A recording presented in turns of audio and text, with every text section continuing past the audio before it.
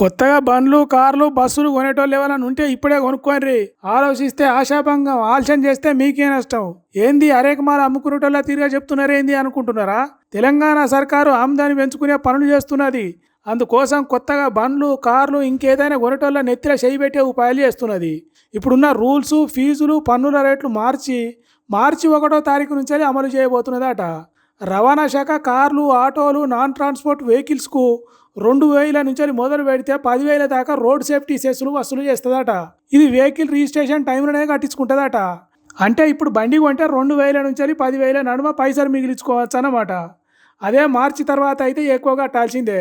ఇట్లా వసూలు చేసిన పైసలు ఏడాదిలో 270 కోట్లు జమ చేయాలని టార్గెట్ కూడా పెట్టుకున్నదట సర్కారు.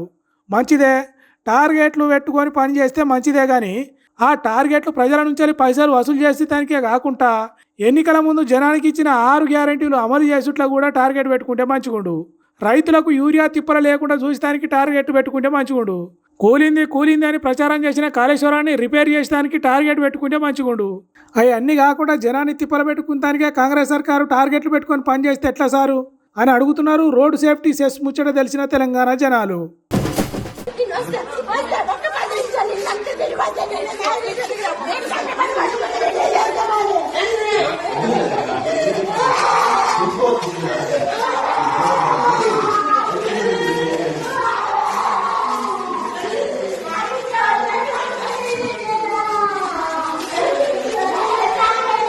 నిలువ నీడ లేకుండా చేస్తున్నారు. పాయిరంగా కట్టుకున్న ఇండ్లను కూలగొడుతున్నారు.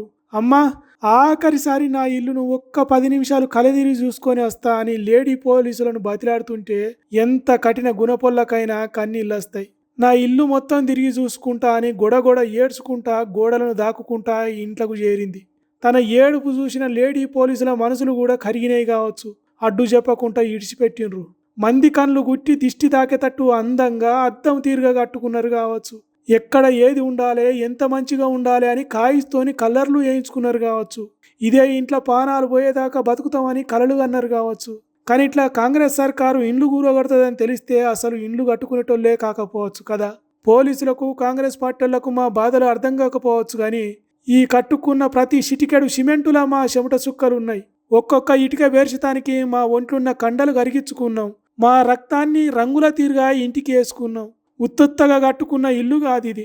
పైసకు 10 ముళ్ళు వేసి కూడబెట్టిన డబ్బుతోని నిర్మించుకున్నాం.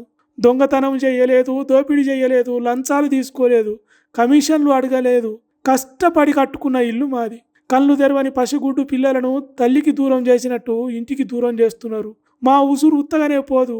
అయ్యో అయ్యో, ఎంత మంచి ఇల్లును ఉత్తుత్తగా కూలగొడుతున్నారా అన్నట్టు గుండెలు బాదుకుంటా అంటే చూసి ఏడవనంలే లేరు చుట్టుపక్కల. ఈ వీడియోలు చేరని ఊరు గ్రూపులు లేవు, చూసి కన్నీళ్లు రాల్సని మనిషి లేడు తెలంగాణలో. జనాన్ని గింత గోసపెడుతున్న సర్కారు ఎవరి కోసం పనిచేస్తున్నట్టు అని కామెంట్లు పెడుతున్నారు కళ్ళు దడిచినోళ్ళు. పాపం కదా.